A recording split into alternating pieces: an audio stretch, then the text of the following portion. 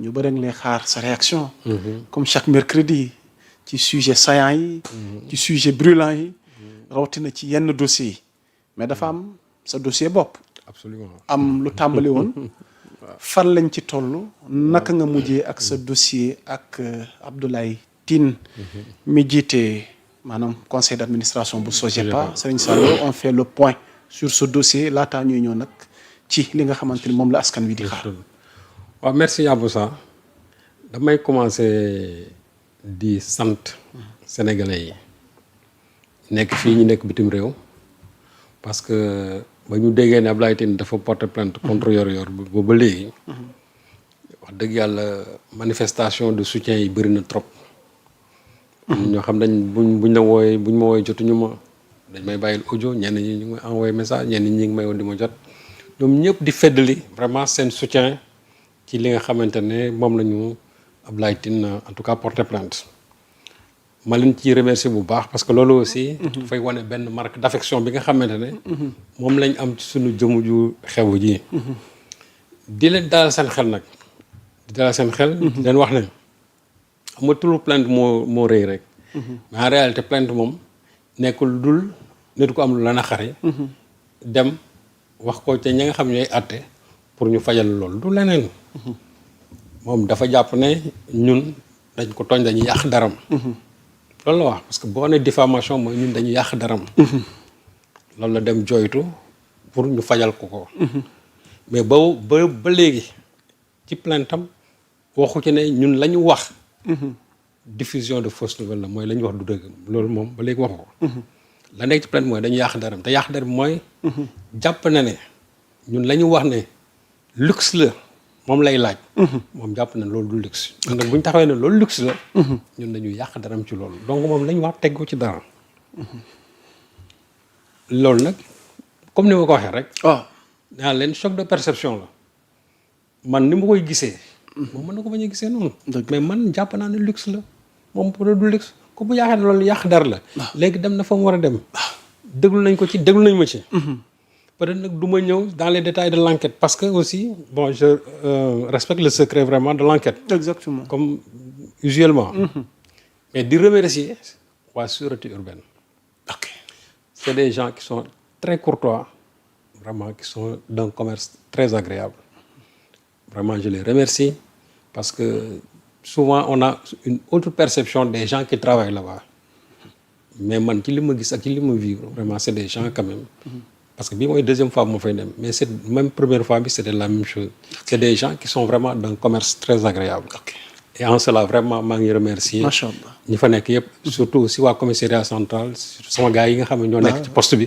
maa ngi leen di nuyu parce que ñooñu sumay xarit la mais suñu saa yaatal ko police nationale bi yëpp waaw vraiment gis nañ depuis un certain temps tamit effectivement waaw man moom ci seen taxawaay ay xarit laa ci am waaw xam nañ ci dara partout macha allah voilà donc waaw pour ñëw ci sama affaire ak Abdoulaye Tine waaw wax nañ ma déglu nañ ma wax na indi naa samay preuve ok indi naa samay preuve yu dëgër laaj nañ ma ko joxe naa ko léegi nag li ci des mooy soit danañ ko woo moom mu ñëw ma ñëw ñu def confrontation suñ ci waree jógee dem tribunal dinañ dem tribunal mais nag man tamit déposé naa sama plainte xam nga moom plainte am daf ko jël distribuer ko presse bi yëpp tasaare ko yëg ko man sama plainte man awma habitude boobu man du ma distribuer ci kii déedéet mais dinaa yëgal ne man déposé naa sama plainte man tamit parce que moom tamit dafa yàq sama der waaw mu tuumaal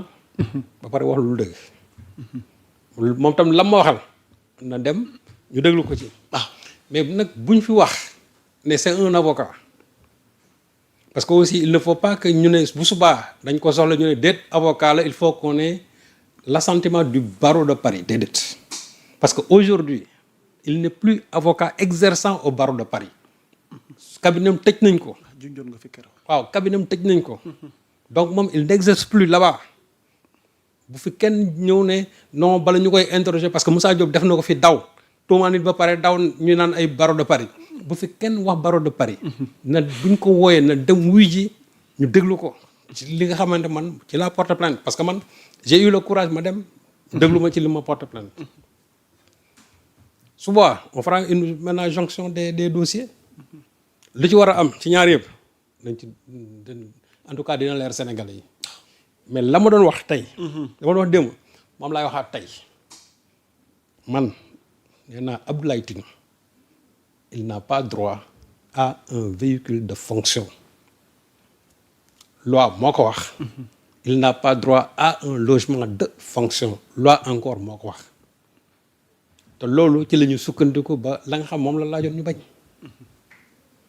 problème bi sax jéggi na somme bi ay 87 millions ay 2 millions 650 000.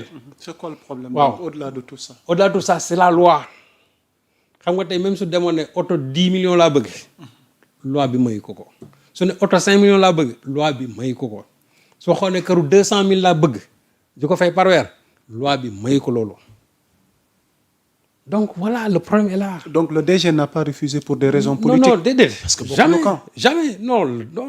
Le DG a refusé en se fondant sur la loi, sur les décrets. Abdoulaye Tine dit que la loi lui autorise, lui permet Non, mais de s'octroyer de tels xam nga ne privilèges. loolu ay waxi kese la. Moom la loi ne lui autorise pas.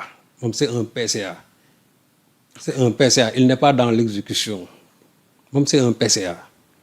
Donc xam nga di wax ak Sénégal yi di leen bluffer comme si moo ñu gën a maîtriser textes yi Abdoulaye Tine ne maîtrise pas les textes parce que moom su maîtriser woon textes yi. du sax dem di laaj loolu. et c'est paradoxal pour un auxiliaire de justice yow nga xam lu décret 2021 du 6 janvier 2021 wax sur la répartition des véhicules de fonction des véhicules administratifs. ak ce que la loi dit concernant les logements de fonction la loi de 2013 de février 2013 lu mu ci wax. moom en tant qu'auxiliaire de justice man mi nga xam ne sax moi je suis pas un juriste. xam naa texte yooyu moom en tant que juriste moom waroon na xam texte yooyu.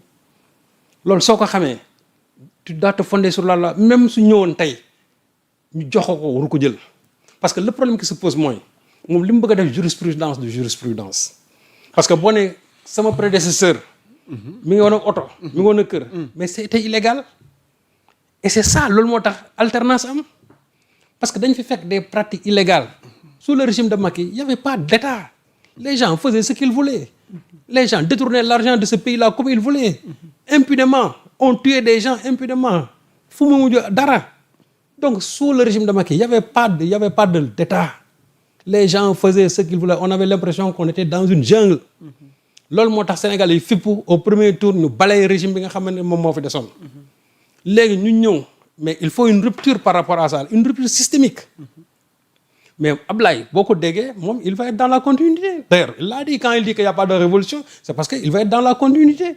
Moi, je me fais comme c'est mon prédécesseur, à mon auto, à mon véhicule. Donc, je l'ai. Mais c'était pas légal. Moi, si nous avons directeur, il y a que des autos, est-ce qu'il y a une base légale pour m'attribuer une voiture et en même temps un logement de fonction? Parce que moi, c'est un auxiliaire de justice. dafay défendre ay nit ci yoon mais yow mii nga xam ne yow nitu yoon nga ngay ñëw di def loo xam ne du yoon parce que lépp li ngay def da nga koy def sur une base légale donc directeur bi c'est quelqu'un qui ne fait même pas de la politique même suñu ko askanale parce que il ne fait pas de la politique donc directeur bi moom lu mu def daf ko teg ci loi c'est-à-dire sur une base légale ci la bañee loolu donc moom il n'a pas droit à ça man sama kàddu foofu la léegi nag et en plus de ça aussi je me dis que voilà quelqu'un qui veut une voiture au moment où on se serre la ceinture au moment où on dit aux Sénégalais bon vraiment on est un peu sax dans comment dirais-je dans l'ajustement nga ñëw di laaj oto 87 millions di laaj kër 2 650 000 de loyer mensuel loolu xel mënu ko nangu moo tax ma ne rupture bi nga xam ne moom la ñu doon woote ba balay régime bi fi nekkoon Ablaye n'est pas dans ça donc il est toujours dans le système te système boobu moom lañ fi jëlee voilà le problème d'Ablaye Tine. Ok. Donc moom ci wàllu boppam déposé dans suma plainte moom buñ ko wooyee na am ngor dem wuy ji comme man ni mu ko defee xam man samay dem ay àndul ak bruit non loo ciy bruit li ma lay jege yëpp yëguma sax. non loo ci jarul bruit c'est un acte citoyen. Ok. police bu ñu la soxlaa gendarme bu ñu la soxlaa c'est un acte citoyen da nga war a dem nga wuyu ji. waaw mais li ñu séntu sëñ Saliou souvent gars yi dañ koy médiatiser. waaw mais non tas ko ci réseau yi xam nga ñu koy médiatiser. xam nga pour lan la. waaw ay soutien lañ bëgg ku leen defal dans les réseaux sociaux ñu kii et cetera croyant que peut-être que parce que ñooñu wóoluwuñ seen bopp. ok parce que ku ci dem police wala gendarmerie wóoluwoo sa bopp nga def ne boo fa demee ñu jàpp la di nga ne woy maa ngi dem nanga pour avoir du soutien. man nag dama ne lu ma def dama koy assumer. dëgg la man su may dem kenn du ko yëg. ba may njëkk a dem aussi fii ren dem naa fi ay cyber dem naa fi section de recherche au nom de mon journal toujours mais kenn yëgu ko chaque fois buñ ma wooye bu ma ñëwee lañ may laaj ma tontu ci. ok parce que aussi ñi lay enquête ñoom buñ ñëwee. lañ lay laaj bu ñuy gisee ne wax dëgg yàlla dara mu ci. waaw yow kay tawfeex donc loolu kesel du leneen. donc man jarul ngay dem naan ba dem bind ci réseaux sociaux yi demee j'irai à la sûreté urbaine nangam gars yi mobiliser fii bon si di et cetera da koo jaru ko. c'est un acte citoyen woo nañ la doo dem wuyu ji. ñu ñëw ñu déglu la soo paree. nga dem suñu la fekkee dañ la fay dee ñu téye la fa wala problème. man loolu man du ma siwal sama plainte du ma siwal sama dem. su ma demee ba ñëw nag am naa sañ-sañ ma ne dem na même bi ma demee ba ñëw sax waxuma kenn dem naa ba ñëw. dëgg la bon j'ai vu des gens qui l'ont relayé bon certainement. ça c'est un travail de on avait journaliste. reçu l'information quand même. waaw ça c'est loolu moom c'est un travail de journaliste. Exactement. mais man je ne me suis adressé à personne. pour dire que maa ngoon sûreté wala maa ngoon fii ak fii. ok donc journalistes yi ñoom seen liberté aussi d'écrire li nga xamante ne moom moo am. mais daal lii moo xew sama diggante ak moom léegi nag. li nga xamante ne moo nekk ci biir. enquête bi pour terminer. bon loolu. il revient tout simplement à mes enquêteurs bien au parquet ñu exploité ko. ba fuñ ci war a egg. ñu egg fa. mais daal di dalal xel yi nit ñi. te leen jàmm dong moo ci am. y a absolument rien. te fa ma taxawoon démb fa laa taxaw tey. te bu subaa buñ ci demee tribunal man ak moom. fa laay taxaw. wante moom tamit. sama plainte. bu mu taxaw mukk ne sous le couvert du barreau de Paris. na assumé. na ko assumer buñ ko wooyee na dem wuy ji. ok parce que c'est trop facile. tuumaal nit ba pare comme ni ko Moussa Diop defee woon. ñuy wax nga ne il faut une autorisation du barreau de Paris. Aujourd'hui Abdoulaye Tine n'est plus avocat exerçant dans le barreau parisien. Il faut que ça soit clair.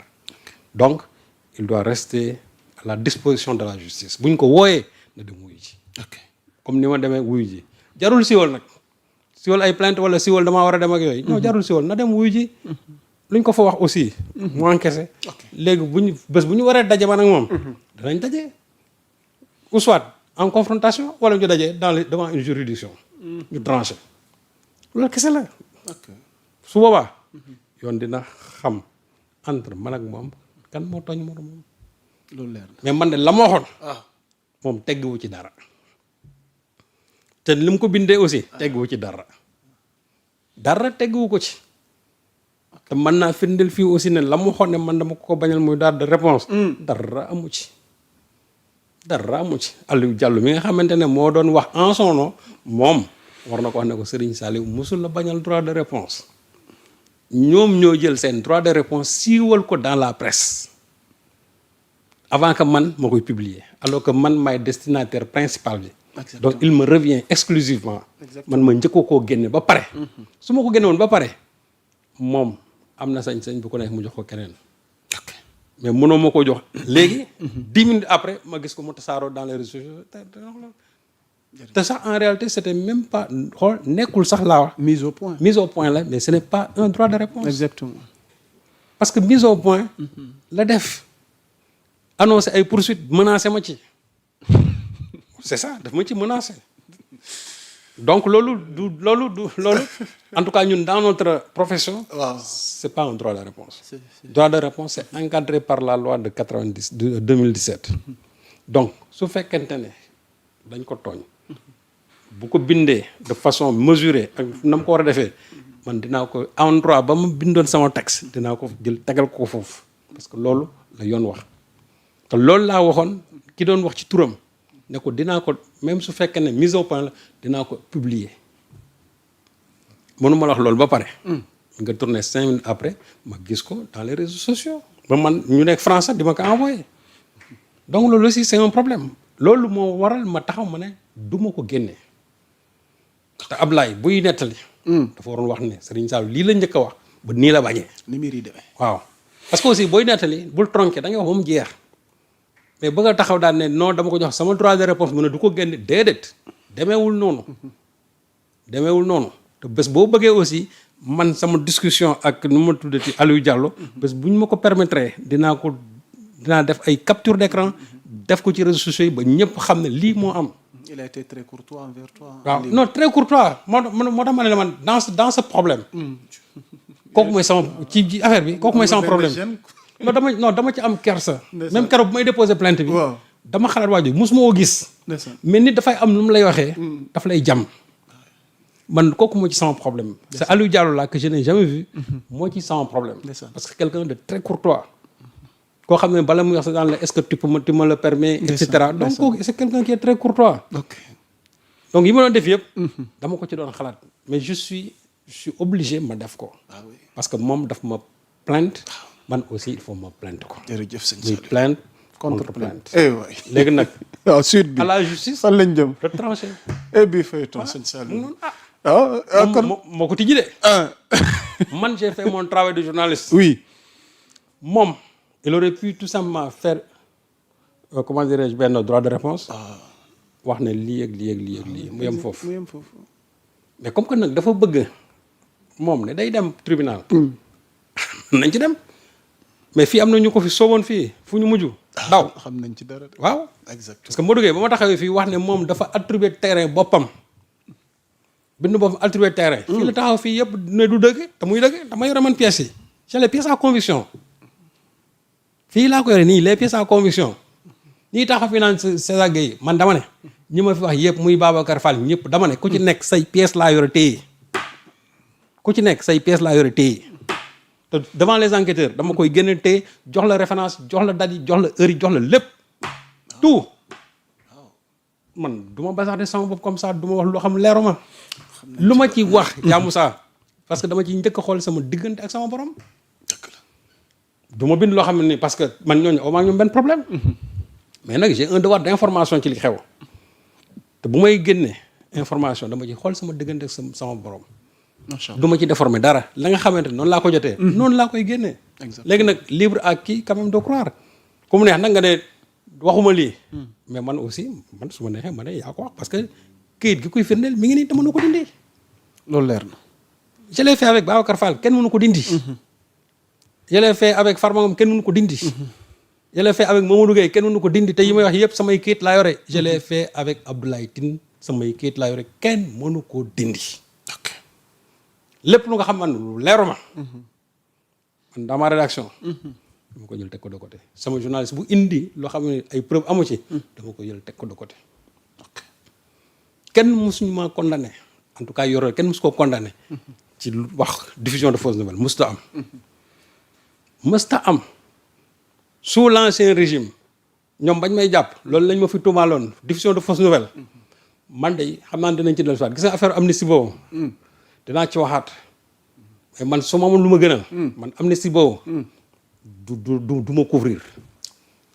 ci lañ bëgg a jëm sëñ Saliou. su ma amoon lu ma gënal amnistie boobu man du ma couvrir parce que ña ma tuumaaloon. dama bëgg a dem ak ñoom tribunal ba ñu wax ma. quelles sont les fausses nouvelles que j'ai diffusées. merci ci ni nga ko junjee sax ndax ca lañ bëgg a jëm. voilà kon mbokk yi defe naa premier point bi ci leeral dossier